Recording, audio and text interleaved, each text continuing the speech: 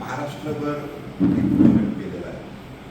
1 मे ते 15 जूनपर्यंत पुस्तक विक्री आणि त्या पुस्तक विक्रीवर 35% डिस्काउंट आणि साधारण 15% डिस्काउंट जे विकणारे आहेत त्यांना देणार आहे. तर आपण 15% डिस्काउंट सुद्धा लोकांना द्यायला सुरुवात केली.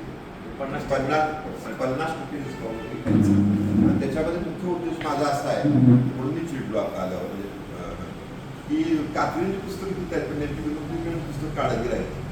काही महत्त्वाच्या लोकांची आपली विशेषतः कात्रीची आणि विनोद कुलकर्णीची पुस्तकं आणखी कुणाची आपल्याशी निगडीत प्रेम करणाऱ्याची तेवढीच ती फक्त त्याच्यात ठेवायची आपल्याला आणि ती विकायचा आपल्याला प्रयत्न करायचा.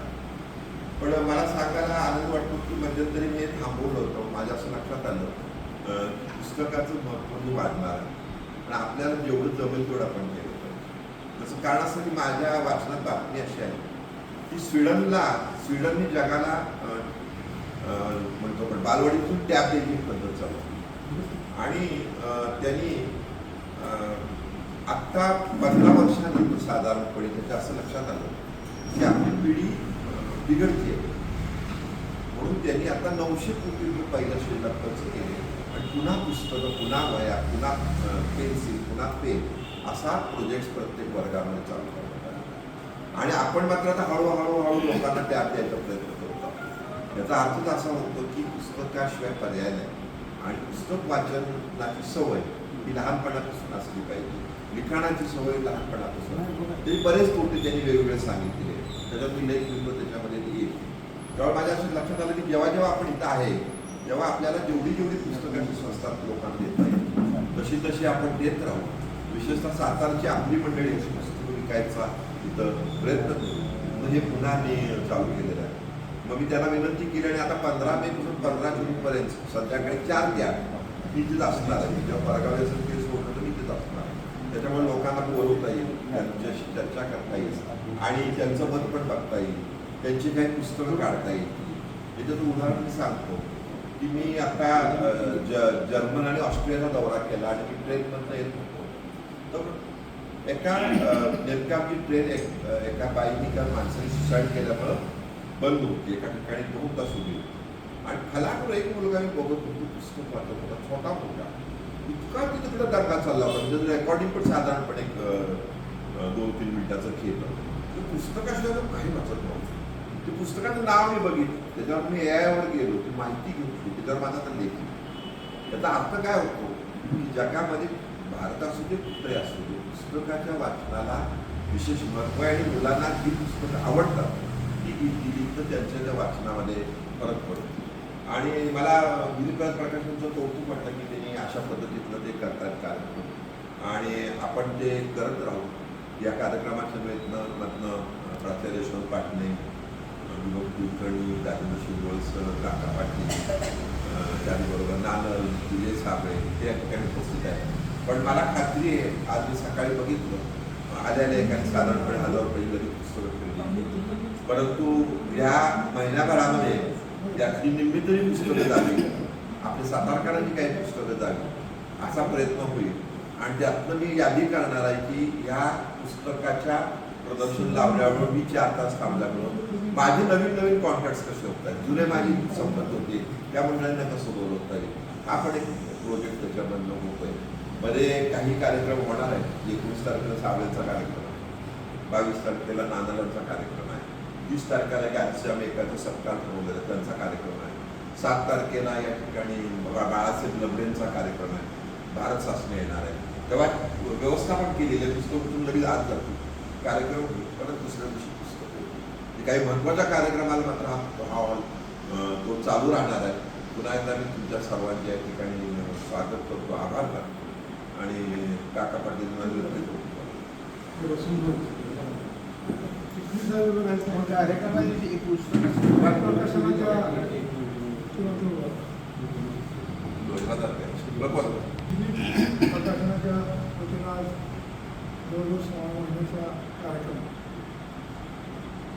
ग्रंथ आणि पुस्तक वाचण्याचा सातारातल्या लोकांना प्रोत्साहित करण्याचं नेहमीच धोरण असतं श्री साहेबांनी त्याप्रमाणे त्यांनी केलं. त्यांनी गावचा आढावा सांगितला की ह्या समावेशात काय काय करणार आहे आणि त्या अनुषंगानं अत्यंत चांगल्या प्रकारचे उपक्रम ते राबवतात.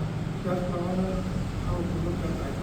त्याहीपेक्षा त्यात त्यांची जिज्ञासा किंवा जेव्हा येतात त्या विनोद कुलकर्णीची पुस्तकं आली पाहिजे किंवा त्यामध्ये श्रीकांत कात्रेंची पुस्तकं आली पाहिजे.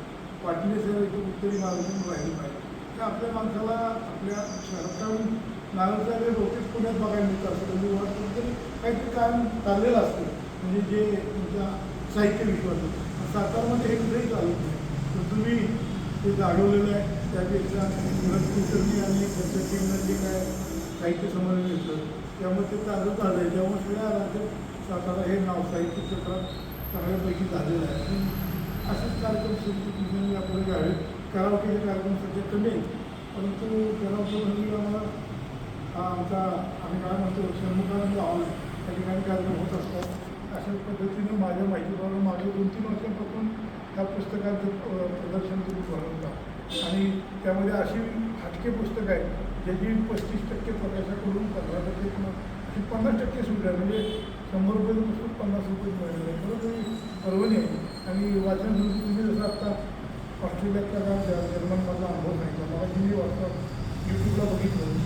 चीनमध्ये कशा पद्धतीनं त्यांच्या स्वातंत्र्य 1950 साली चीन झाला तर त्यांनी त्यांच्या कुठल्याही जुन्या आठवणी जुन्या लोकांच्या योगदानाच्या मागे ठेवलेलं आहे. त्यांच्या जपानचं राज्य होतं चीन. 1950च्या अगोदर जपानचे जे रस्ते होते जे काही बागा होत्या त्या सगळ्यांची नावं त्यांनी पुसून टाकली आणि त्या ठिकाणी त्यांनी एक म्युझियम केलं. त्या म्युझियममध्ये ते पुतळे सगळे ठेवले. त्या ठिकाणी काय करायचं लोकांना ते बघायला पुढे ते जाऊन थुकायचं की त्याच्यावर झाडू मारायचा त्याच्यावर फेकून द्यायचं घालून. म्हणजे जुन्या नवीन पिढीला आपण स्वातंत्र्य होतो हेच करू नये अशा पद्धतीचं तिथल्या लोकांनी ठरवलं आहे. आणि त्यामुळं आपण अजूनही परकीय गुलामगिरीच्या कथा सांगतो. अकबर हुमायून यांनी एवढं राज्य केलं इतकं वर्ष केलं. अजूनही त्यांच्या नावाचे रस्ते तिथं चीनमध्ये कुठल्याही जपानी नावाचे रस्ते नाही. पहिले ते मी ते रस्ते बंद करून टाकून नाव म्हणजे असं देशोदेशात वेगवेगळ्या गोष्टी आहेत. तशी ती मला मागाशी वाचनातून बघण्यात आलं फार चांगलं आहे. आणि श्री साहेब तुम्ही असंच प्रोत्साहित करत जावं सामान्य लोकांना. त्यामुळं निश्चितपणे सामान्य लोकही तुमच्या पाठीशी कायम राहतील एवढंच या निमित्तानं विश्वास व्यक्त करतो. पुन्हा एकदा मला एक ठिकाणी जायचं होतं जातो त्यामुळे धन्यवाद.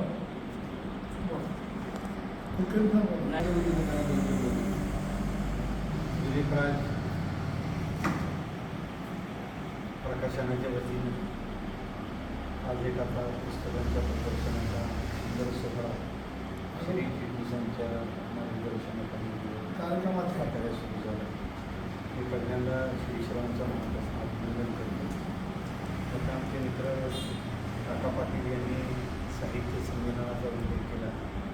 आणि विनोद कुलकर्णींनी खरोखर सातारचं नाव हे संपूर्ण विश्वामध्ये सातार समुद्रापार अतिशय उंच केलं. मी नेहमी म्हणतो की पुस्तकाच्या संगतीमध्येच माणसाचं आयुष्य समृद्ध होतं.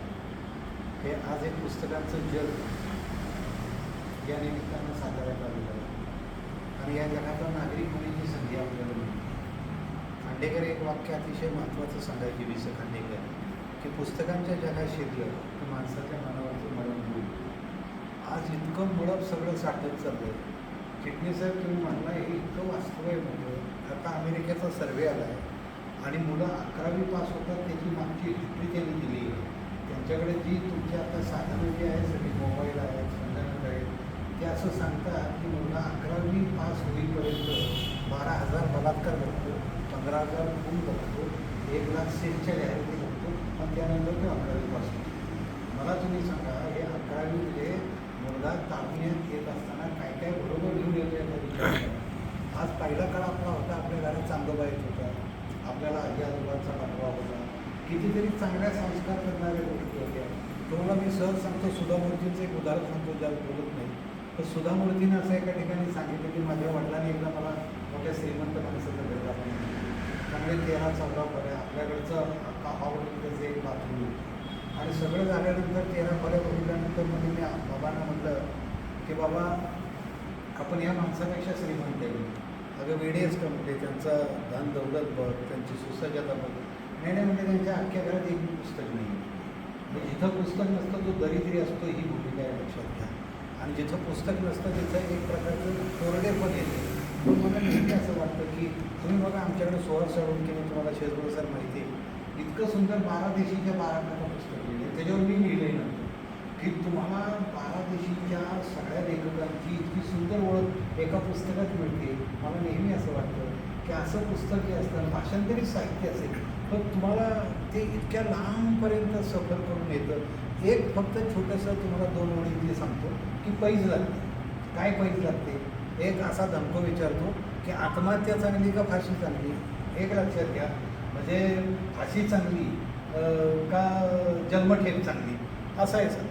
साधारणतः माणूस काय उत्तर देईल की जन्मठेप बरी. पण तो धनको जो असतो तो म्हणजे चूक आहे बनतो. ती जन्मठेप असते ना त्यात रोज म्हणजे मारावं लागतं तिथं. म्हणजे 5 वर्षाची जन्मठेप असेल तर 5 वर्ष रोज रोज मरत जायचं. त्याच्या फाशीपेक्षा एका खटक्यात माणूस वर जाते डायरेक्ट. तर तो एक वकील असतो हुशारून तो म्हणतो मूर्खात म्हणले तुम्ही. अरे म्हणजे जगण्यातला आनंद जो असतो ना तो घेऊ शकतो तो जर एखादा चांगला असेल, साहित्यिक असेल, प्रतिभावंत असेल तर त्याला अगदी काळ्या बेटावर नेलं तरी तो साहित्य निर्माण करू शकतो म्हणतो. म्हणजे तू करशील का?